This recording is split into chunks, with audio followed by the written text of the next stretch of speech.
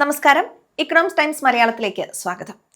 നമ്മുടെയൊക്കെ വീട്ടിൽ ഒരു അത്യാവശ്യം വന്നാൽ ആദ്യം ഓർമ്മ വരുന്നത് അലമാരിയിലിരിക്കുന്ന സ്വർണ്ണമാണല്ലേ. പണ്ട് അത്യാവശ്യത്തിന് മാത്രം എടുത്തിരുന്ന ഈ സ്വർണ്ണപ്പണയം ഇന്നൊരു സ്മാർട്ട് പ്ലാനായി മാറിയിരിക്കുകയാണ്. പ്രത്യേകിച്ച് ഈ 2026 സ്വർണ്ണവില ആകാശത്തോളം നിൽക്കുമ്പോൾ. ഈ ജനുവരിയിൽ കേരളത്തിൽ 1 ഗ്രാം 22 ക്യാരറ്റ് സ്വർണത്തിന് 14,000 രൂപയ്ക്ക് മുകളിലാണ് വില. ഇതിനർത്ഥം പണ്ട് വെച്ചതിനേക്കാൾ കൂടുതൽ പണം ഇന്ന് അതേ സ്വർണത്തിന്മേൽ നിങ്ങൾക്ക് കിട്ടും എന്നാണ്. ഇന്നത്തെ വീഡിയോയിൽ ഈ സ്വർണ്ണപ്പണയം എടുക്കുമ്പോൾ നിങ്ങൾ നിർബന്ധമായും ശ്രദ്ധിക്കേണ്ട 3 കാര്യങ്ങളാണ് പറയുന്നത്. ആദ്യത്തെ കാര്യം പുതിയ നിയമങ്ങളാണ്. RBI ഇപ്പോൾ ചില മാറ്റങ്ങൾ കൊണ്ടുവന്നിട്ടുണ്ട്.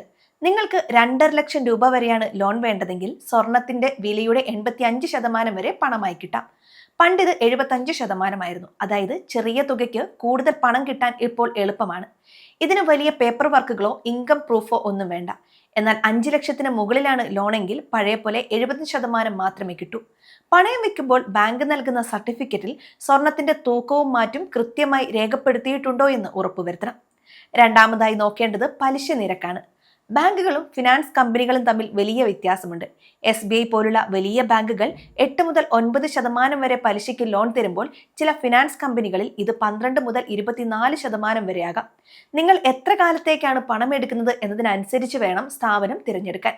കുറച്ച് ദിവസത്തേക്കാണെങ്കിൽ പണം പെട്ടെന്ന് കിട്ടുന്ന ഫിനാൻസ് കമ്പനികൾ നല്ലതാണ്. പക്ഷെ മാസങ്ങളോളം തിരിച്ചടവുണ്ടെങ്കിൽ ബാങ്കുകൾ തന്നെയാകും ലാഭം. മൂന്നാമത്തെ കാര്യം തിരിച്ചടവ് രീതിയാണ്.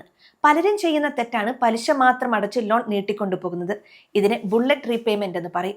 1 വർഷത്തിനുള്ളിൽ ഇത് തീർക്കണം എന്നാണ് പുതിയ നിയമം. അല്ലെങ്കിൽ സ്വർണം ലേലത്തിൽ പോകാൻ സാധ്യതയുണ്ട്. പണം കയ്യിലുള്ളപ്പോൾ പലിശയും അസലും ചേർത്ത് അടച്ചു തീർക്കാൻ ശ്രദ്ധിക്കുക. ഇനി മറ്റൊരു പ്രധാന കാര്യം കൂടി നിങ്ങൾ അറിഞ്ഞിരിക്കണം. അതാണ് സ്വർണ്ണപ്പണയത്തിലെ ഓവർ ഡ്രാഫ്റ്റ് സൗകര്യം. നിങ്ങൾക്ക് ഒന്നിച്ച് പണം വേണ്ട എന്നുണ്ടെങ്കിൽ ഈ രീതി തിരഞ്ഞെടുക്കാം. ഇതിൽ നിങ്ങളുടെ സ്വർണത്തിന്റെ മൂല്യം അനുസരിച്ച് ബാങ്ക് ഒരു നിശ്ചിത തുക അക്കൗണ്ടിൽ അനുവദിക്കും. നിങ്ങൾ അതിൽ നിന്ന് എത്ര രൂപ എടുക്കുന്നുവോ ആ തുകയ്ക്ക് മാത്രം പലിശ നൽകിയാൽ മതി. ബിസിനസ് ചെയ്യുന്നവർക്കും ഇടയ്ക്കിടെ പണം ആവശ്യമായി വരുന്നവർക്കും ഇത് വലിയ ലാഭമാണ്. സാധാരണ ലോണിൽ നിങ്ങൾ മുഴുവൻ തുകയ്ക്കും പലിശ നൽകേണ്ടി വരുമ്പോൾ ഇവിടെ ഉപയോഗിക്കുന്ന പണത്തിന് മാത്രം പലിശ നൽകാൻ മതി എന്നത് വലിയൊരു ഗുണമാണ്. അതുപോലെ തന്നെ ശ്രദ്ധിക്കേണ്ടതാണ് സ്വർണത്തിന്റെ ലേലം അഥവാ ഓപ്ഷൻ. നിങ്ങൾ ലോൺ കാലാവധി കഴിഞ്ഞും പണമടയ്ക്കാതിരുന്നാൽ ബാങ്കിന് നിങ്ങളുടെ സ്വർണം ലേലം ചെയ്യാനുള്ള അധികാരമുണ്ട്. എന്നാൽ ഇത് പെട്ടെന്ന് സംഭവിക്കുന്ന ഒന്നല്ല. ബാങ്ക് നിങ്ങൾക്ക് കൃത്യമായി നോട്ടീസ് അയക്കും. 2026 പുതിയ നിയമപ്രകാരം ലേലം ചെയ്യുന്നതിന് മുൻപ് കുറഞ്ഞത് 2 തവണയെങ്കിലും ഉപഭോക്താവിനെ രേഖാമൂലം അറിയിച്ചിരിക്കണം. ലേലത്തിൽ സ്വർണം വിറ്റുകിട്ടുന്ന തുകയിൽ നിന്ന് നിങ്ങളുടെ കടം ഒഴിച്ചുള്ള ബാക്കി പണം ഉണ്ടെങ്കിൽ അത് തിരികെ ചോദിക്കാനും നിങ്ങൾക്ക് അവകാശമുണ്ട്. പലരും ഈ ബാക്കി തുകയെക്കുറിച്ച് ചോദിക്കാറില്ല. അതുകൊണ്ട് പണയം വെക്കുമ്പോൾ തന്നെ ഇത്തരം കാര്യങ്ങൾ ബാങ്കുമായി കൃത്യമായി സംസാരിക്കുക. പലിശ കൃത്യസമയത്ത് അടച്ചു തീർക്കാൻ ശ്രമിച്ചാൽ ഈ നൂലാമാലകളെല്ലാം ഒഴിവാക്കാം. ഓർക്കുക, സ്വർണ്ണവില കൂടുന്നത് പോലെ തന്നെ കുറയാനും സാധ്യതയുണ്ട്. വില ഒരുപാട് കുറഞ്ഞാൽ ബാങ്കുകൾ നിങ്ങളോട് കൂടുതൽ പണം അടയ്ക്കാൻ ആവശ്യപ്പെട്ടേക്കാം. അതുകൊണ്ട് നിങ്ങളുടെ തിരിച്ചടവ് ശേഷി അനുസരിച്ച് മാത്രം പണം വാങ്ങുക.